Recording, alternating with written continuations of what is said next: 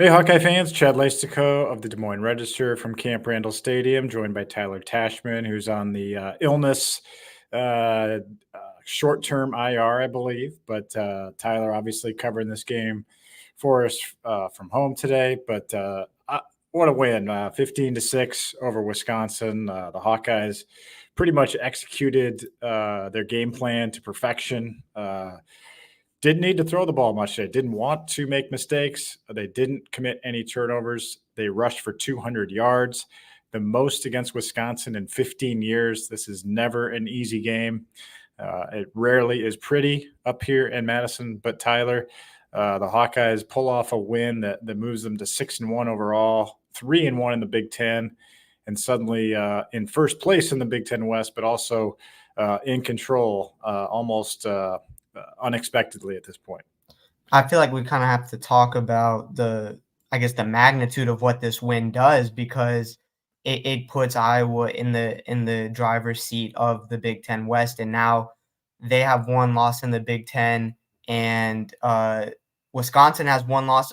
Wisconsin also has to play Ohio State, and the schedule, the way, if they both have the same amount of losses, Iowa has the tiebreaker because they beat Wisconsin. So obviously this was just a huge win in terms of taking a step and getting to Indianapolis in that Big Ten championship game. But I haven't been around the beat long enough to know what like a vintage Iowa defensive performance looks like. But today looked like what I would have imagined it to be. Just the defense.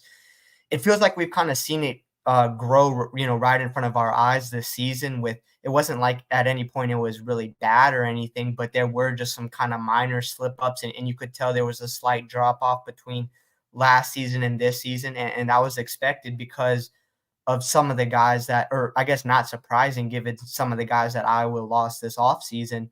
But on the other hand, it feels like over the last few weeks it's really come together.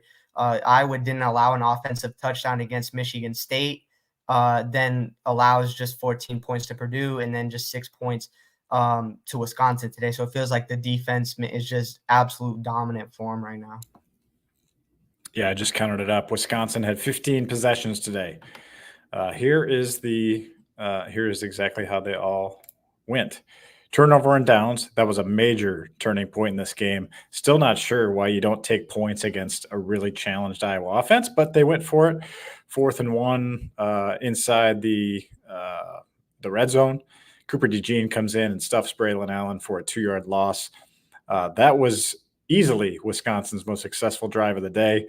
The rest of the drives went punt, punt, punt, punt, punt, punt, halftime, field goal, punt, safety, punt, fumble, interception. Obviously, Jay Higgins' fumble recovery, Sebastian Castro's interception put this game away. And, the Hawkeyes score 8 points in the fourth quarter to extend that 7-6 lead to 15-6, which is your final score. To me, I'm almost beside myself that I'm still getting emails griping about how the Hawkeyes are winning, because it's frankly, any of you that are complaining, it's completely ridiculous at this point. Yes, the offense, could be better, but this was the exact formula that Iowa had to replicate with Deacon Hill at quarterback. He's not really meant to be in this moment. You lose Eric All on the second possession of the game to probably a season-ending injury. That's what it sounds like. We won't know for sure until Monday. So you're down to your number, and Addison Ostrenga didn't dress. So you're down to your number 4 tight end, 5 tight end, 6 tight end. You're still running 13 personnel. Deacon Hill throws 6 of 14 for 37 yards, and Iowa rushes for 200 yards and wins. So that to me is outstanding coaching, outstanding execution, outstanding toughness. Kirk Ferentz saying today, we couldn't have done this 3 weeks ago, referencing the Penn State game, that this team has grown, and that's exactly how you want your team to grow from losses like what we experienced, Tyler, in State College. That was a miserable night. We both wondered where the season would go from there. What they've done is found a way to pull out a win against Michigan State. In the game, Cade McNamara got hurt in the first quarter. They somehow came back to win that. Found a way against Purdue, a longtime program nemesis last week. With the defense kind of getting cranking up with the sacks. The D-line kind of coming together. So you see the D-line improving. You saw the O-line improve somewhat last week. They really had their best game today. Like I said, you don't get 200 yards against Wisconsin on the ground very often, and it's been 15 years since that happened.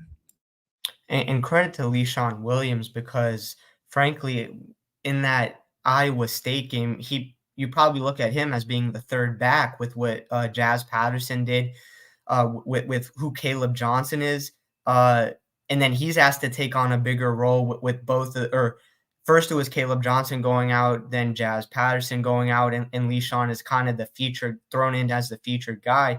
Has that really tough fumble against Michigan State that Michigan State took back for a touchdown. It hasn't been all great for him this season, but I mean, what a performance. He goes for 174 yards on the ground, gets through on that big touchdown run, which ended up being the lone touchdown run of the game. Credit to Iowa's offensive line as well for, opening up those holes. But I do think the offensive line, and it was pretty clear that they didn't want Deacon Hill to make mistakes. They wanted the ball to get in the running back's hands. And, it's hard to run when the defense knows that's what's coming. And it was pretty obvious that was the case today, but they still were able to be effective enough on the ground. And I feel like anything that Deacon Hill adds at this point is a plus, that you just try to rely on the run game, and anything that Deacon Hill can kind of add is an added benefit. But credit to Leishon Williams, because as much as Iowa's defense played a role in this game, I don't think they win without what Leishon Williams did as well. Yeah, great point. And Leishon Williams and Sebastian Castro attend the same high school in Chicago, Richards High School, and probably were the two best players, not named Tory Taylor, to play in this ball game. We'll get to Tory, I'm sure, at some point. Yeah, Leishon Williams, 25 carries, 174 yards. Caleb Johnson did carry 17 times, only 35 yards. So really, this was a Leishon Williams game. He ran for tough yards. And he talked about his 82-yard run, how he was actually upset with himself. He thought it should have been an easier 82-yard touchdown run. But one thing I hope you guys read my thoughts column, which are now updated after the game with quotes and videos. But Leishon talked about how Brian Ferentz, offensive coordinator, embattled, sat down with them this week and pointed out to them, hey, you guys are hitting the holes a little bit too fast. We need you to be a little bit patient in the hole, wait for the lanes to open up, because these guys are starting to create some creases up front. And lo and behold, Leishon Williams, kind of stutter steps. He said that wasn't intentional, but it did seem to set up that run, and the hole just opened up, and he slammed through that hole. One more point on Leishon was Kirk Ferentz said, Leishon Williams did not really look good in the third quarter of that Michigan State game, but he's bounced back. He's now playing better. And then he said the same thing about Drew Stevens. Great point. I thought that was a really good point by Kirk, because Drew missed 2 field goals last week. Yeah, one was blocked, but it was a low kick. It deserved to be blocked. He missed 2 field goals last week. And here, Tyler, 4th and a half a yard from outside Wisconsin's 30-yard line in a 7-6 ball game. I commented to Scott Dochterman on my right, Tom Kagan on my left. It's like, just sneak it, just get the first down. Like, that Kirk sends out the field goal team, and Drew Stevens knocks through a 48-yard field goal, kind of validating the decision. And then after he makes it, you're like, oh yeah, Iowa's up 4 points now, and Wisconsin's going to need a touchdown to win this game. That was a huge moment that I feel like at that point the defense kind of started to take over, and you saw that with the safety on the very next possession. And something that isn't going to show up as much in the box score, but I just feel like Iowa was the more physical team. Like, these are two programs that pride themselves on physicality, and I feel like Iowa was the more physical of the two. Some of the defensive hits, I mean, Sebastian Castro looked like a locomotive coming downhill. The Jay Higgins hit that took out Tanner Mordecai, you hate to see a guy go out with an injury, but I mean, Jay Higgins just lined him up. It was a clean hit. Aaron Graves, the fumble he forced Y.A. Black and Sebastian Castro, who are in on that safety.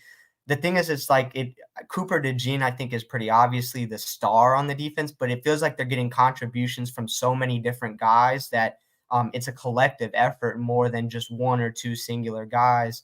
And but the physicality piece of it too is that I when you talk about growth from the Penn State game, I don't feel like we could say the same thing about that game. In that game, Penn State was quite clearly the aggressor, the more physical team at the point of attack.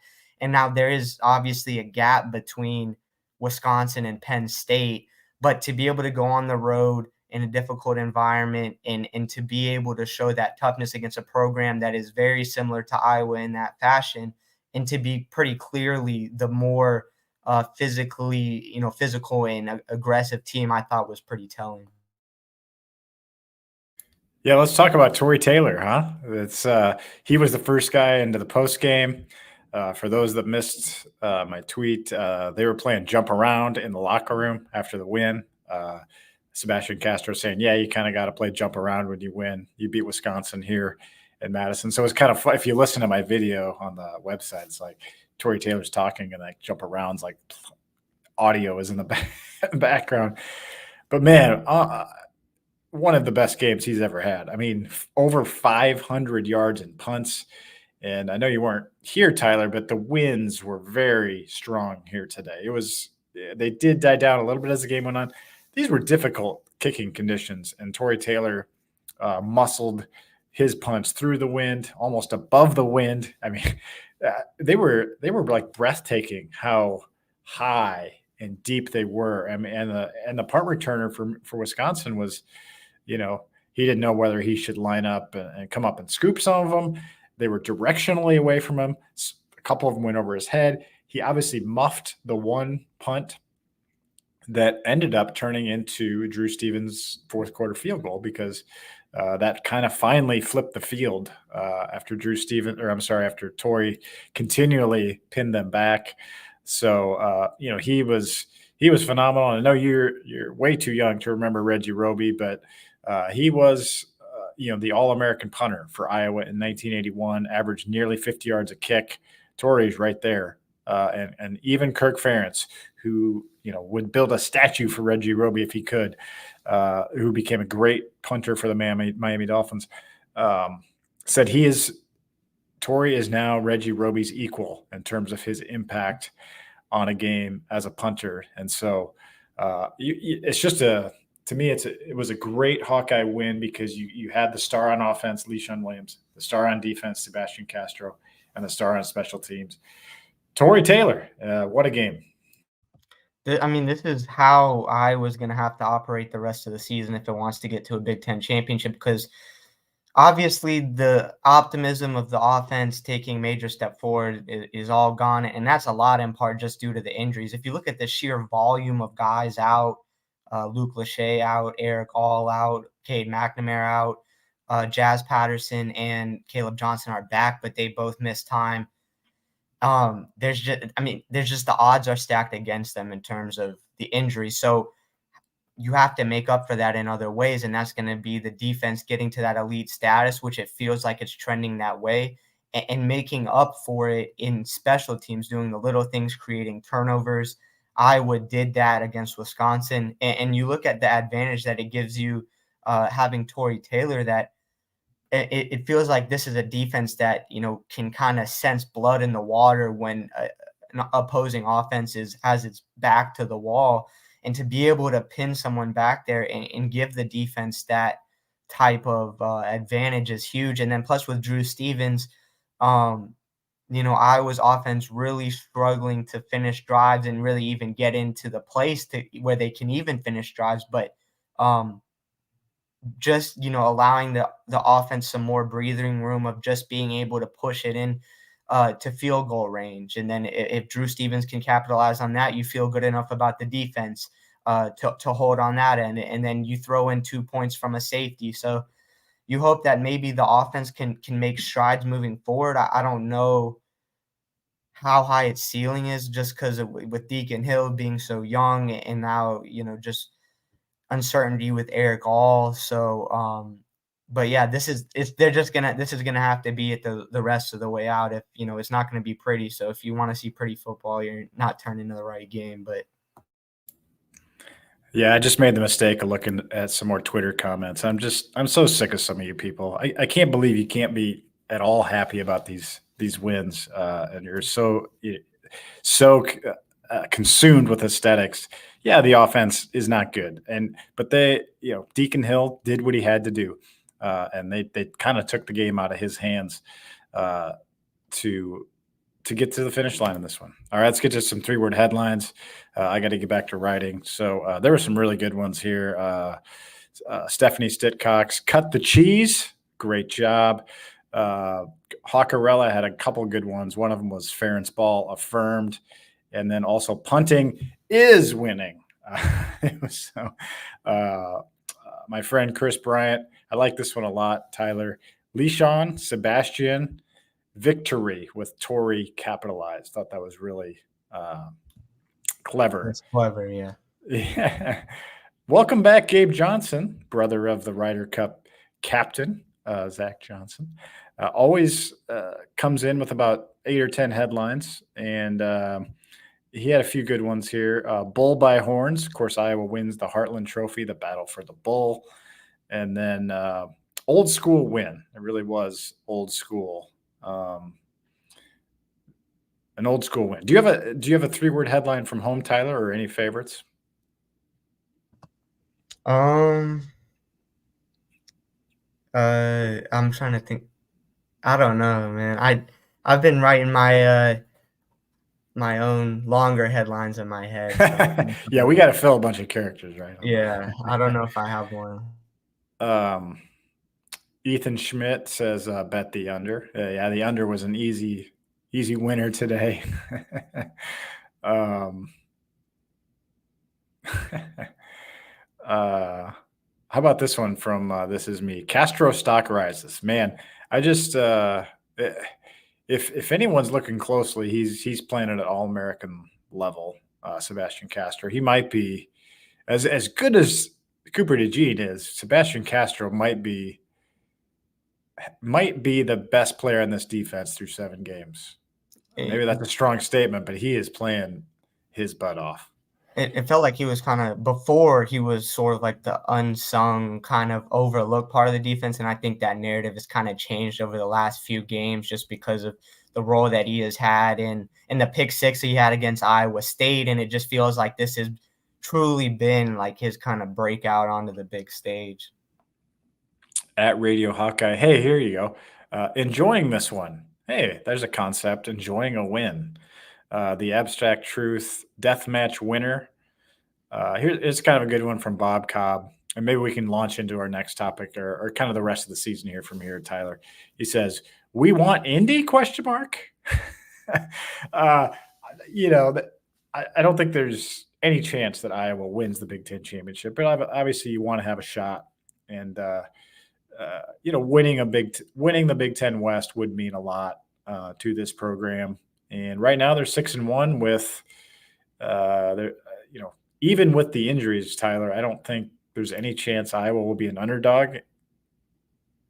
I don't want to say any chance. Definitely not in the next 4. I could see them maybe be an underdog at Nebraska if Nebraska starts looking good to end the year. But can we assume this Wisconsin team is going to lose to Ohio State in a few weeks? Yeah, that seems like a fair assumption. So Iowa, if Wisconsin loses that game, and we don't even know what Tanner Mordecai's status is. It looked like a hand injury, right? Mm-hmm, yeah. I mean, and they play at Illinois next week, which won at Maryland. That was the shocker of the day. How about Today? that, huh? Yeah, they won at Maryland. Oh my gosh. 27-24. So Jeez. maybe the Big Ten West. They just lost to Nebraska at home. It looked terrible. Yeah. Yeah. Yeah. So yeah. No, I'm not declaring the Big Ten West any good at all. It's not good. But Wisconsin does play at Illinois next week. So, but anyway, let's say Wisconsin loses just once more, Tyler. Iowa needs to go, 4-1 in the next 5.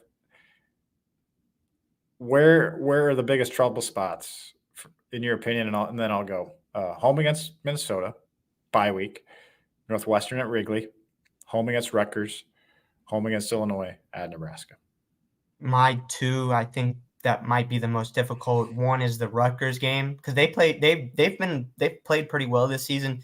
They stayed in it with Michigan at the Big House, so that one I think could present some challenges. And then the one at Nebraska, because you look at Iowa could be in the exact same situation that it was at the end of last season with, hey, you just need to beat Nebraska to get to the Big Ten championship. Last season they weren't able to do that. Can they finish the job this season? I think that could be one. And also just in terms of like what you were saying about if you're an Iowa fan, do you want to go to the Big Ten championship game, knowing that in all likelihood, and it's probably going to be a blowout? One, I would say my message would be, when could you possibly get back there? Yeah, right. Because starting next season, divisions are gone. USC, UCLA, Washington, Oregon all come in. The top two teams from the entire Big Ten get in. It's going to be an uphill battle to even get back there starting next season. So I think, hey, you got to welcome that, because you got to enjoy it, because you don't know when Iowa might get back to that game or that level in the Big Ten again. And then if you get in the game, in all likelihood, Iowa probably would not win, but it's a game. They're not just going to roll over and, declare the other team having won because they're the favorite. It's like anything can happen. That's why sports are fun. So you still have to play the game. You still have to compete. Anything can happen. Exactly. So that's the message, really. I would enjoy this if I were you. You don't have to listen to me. But, if it were me, I would try to enjoy life and not hate life, even after your team wins. Michael Penix says this about Washington moving to the Big Ten: they better be ready. So to echo your point, Tyler, it is going to get a lot more difficult next year. But I don't know. Do you think without Eric All, probably for the season now, no Luke Lachey, no Cade McNamara, I guess I didn't finish the earlier thought about which games are tougher, but honestly, they're all going to be tough. There's really not going to be anything easy with this team. No easy ones. So I would put them all as still tough. I definitely would not think 4-1 as a foregone conclusion because the margins are so thin and they've kind of gotten away with it the last 3 weeks.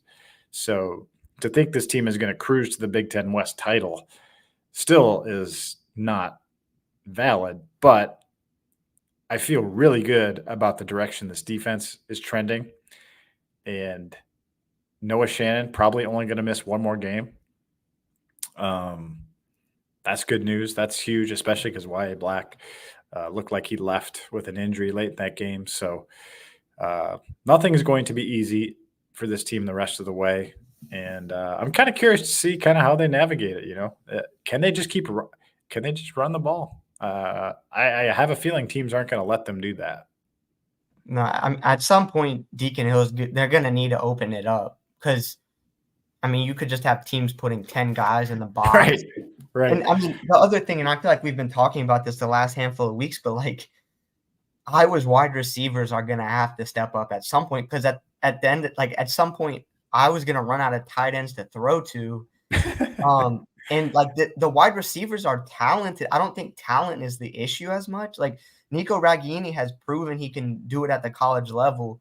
Caleb Brown is obviously a talented guy. Seth Anderson is obviously talented. Deontay Vines, he hasn't been established at this level, but I think he can do it. And those guys, like, it's been a really rough go of it, but Deacon Hill is going to need someone to throw to. And they seem like they can do it. It's just a matter of, when or if ever, but I don't think like the talent is an issue. I don't know if you feel differently, but we just haven't seen it enough. Like they just haven't been able to catch it. Not enough opportunity, little combination of all that. Yeah. It just doesn't seem like it seems like there's no confidence right now within the receivers. Only 2 catches today for 13 yards for receivers, both by Nico. Eric All ends up being the team's leading receiver today. He got hurt on the second drive, 2 catches for 19 yards. Deacon Hill was 1 for 4 passing, in the second half for 3 yards or 1 yard. 1 yard. 1 for 4 for 1 yard in the second half. And Iowa won. Iowa outscored them 8-6 in the second half. Well, I was looking at the season stats before the game, and I was curious to see how long this will keep up. But Luke Lachey's still the second leading receiver on the team. He hasn't played since the third game. He's basically played like 2 games and barely a little bit more than that. And he's still the second leading receiver. So we'll see how long that lasts into the season. Yeah, I mean, Eric, all Luke Lachey may end up the lead. I mean, you're right. At some point, they're going to have to get some passing yards elsewhere. I thought one of the best play calls of the game was throwing deep on the first play of the second half, because I bet Wisconsin came out of the locker room thinking, okay, we're going to attack the run, and Iowa at least showed the deep ball, and it wasn't really that far off. I don't know how it looked on TV, but it really wasn't that far off. It was off, but it wasn't like. I mean, in comparison to what we saw last week, like it wasn't that bad. But, exactly. But I know. I mean, I think that's fair because Deacon Hill has the arm to do it, and I mean, it's like swinging at a pinata. Like eventually, you're probably going to hit. You're going to hit something at some point if you keep giving it a try, and it'll keep him honest. So I don't fault that at all. I think I'm all for that. Yeah, and this was his best completion percentage in a game so far, 6 for 14. So progress. Oh man. All right. I got to let you get better, get some Kleenex, Tyler. Thanks for toughing it out. And I guess I'll talk to some of you guys at Crossover Kinnick, try to enjoy the win.